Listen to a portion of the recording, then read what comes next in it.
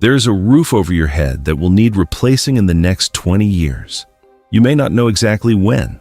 Your insurance company does, your mortgage lender does, and the contractor who will charge you between $12,000 and $25,000 to do it has already done the math on your neighborhood.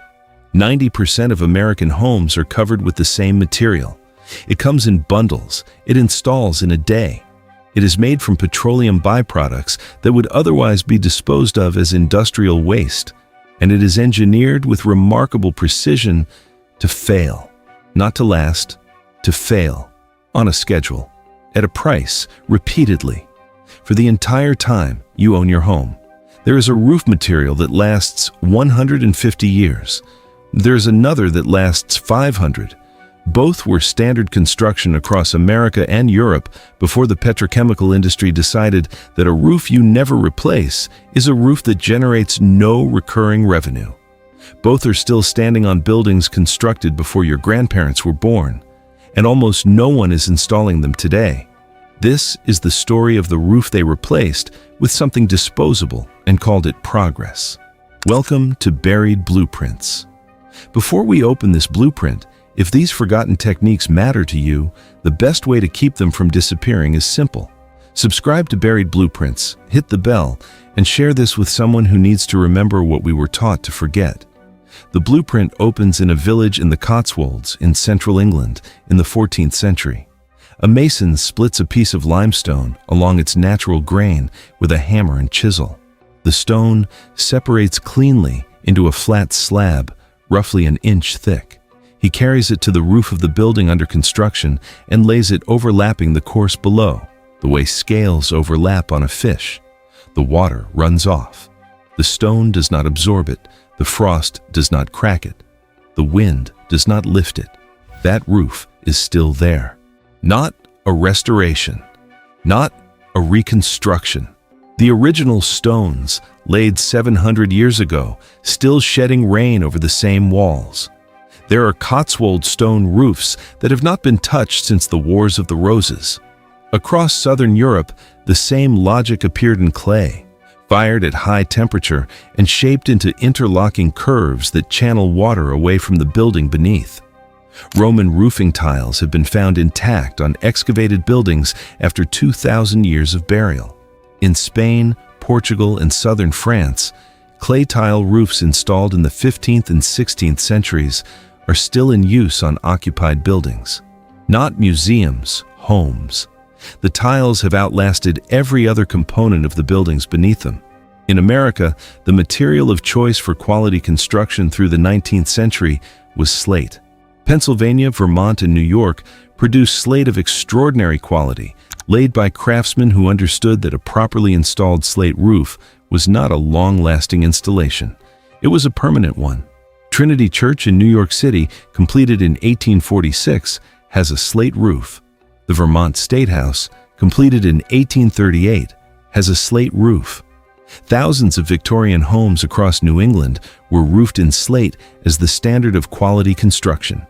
Those roofs were not expected to be replaced. They were expected to outlast the buildings beneath them. In many cases, they have. The documented lifespan of a properly installed hard slate roof runs between 100 and 150 years. A homeowner who installed a Vermont slate roof in 1924 has never replaced their roof. Their grandchildren may never replace it either. Now open the bundle of asphalt shingles sitting on the pallet outside the average American home under construction today. Read the warranty. 25 years for a standard shingle. 30 years for an architectural shingle. That warranty is not a guarantee of performance. It is a schedule. It tells you exactly when the material will be considered expired, regardless of its actual condition, and exactly when the replacement cycle begins again. Asphalt shingles are manufactured from a fiberglass mat saturated with asphalt, a byproduct of petroleum refining, coated with mineral granules on the surface.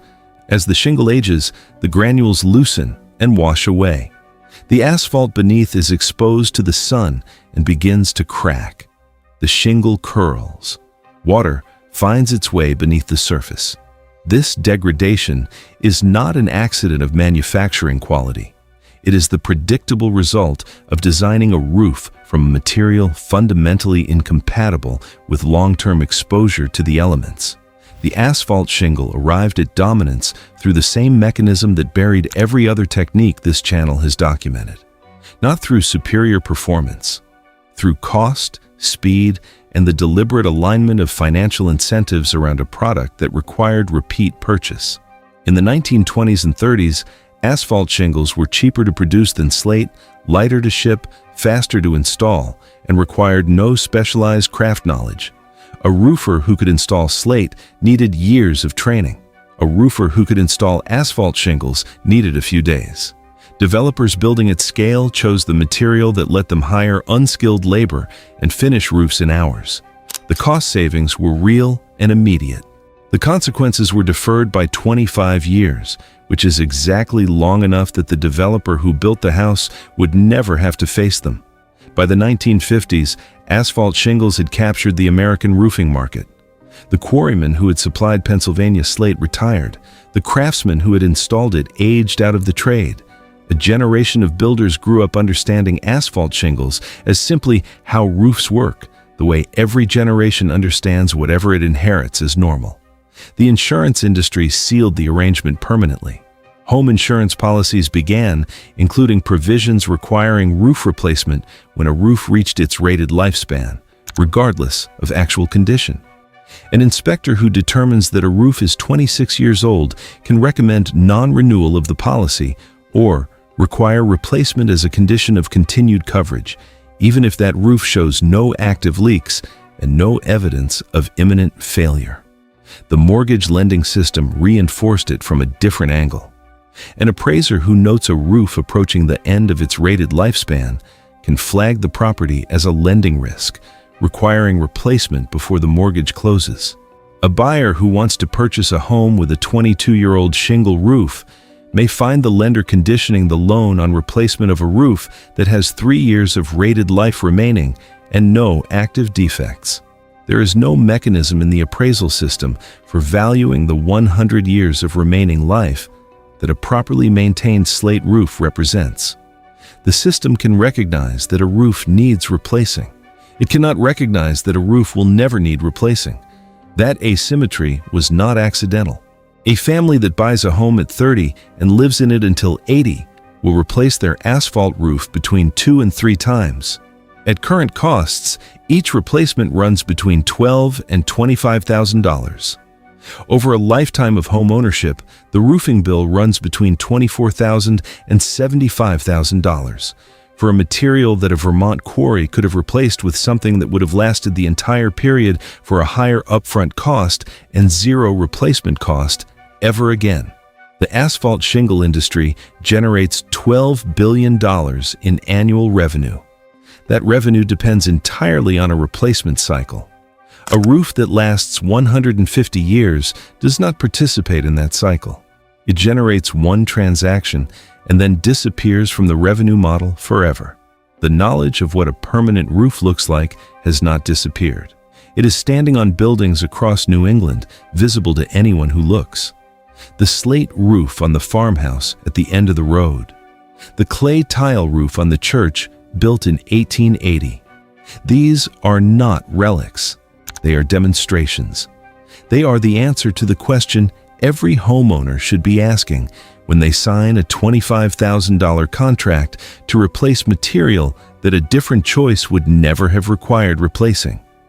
The cost of slate installation today runs between $15 and $30 per square foot installed, compared to $3 to $6 for asphalt shingles. On a 2,000 square foot roof, that is a difference of between $18,000 and $48,000 at installation. Spread across 150 years of service life, the slate roof costs less per year than asphalt. The math is not complicated.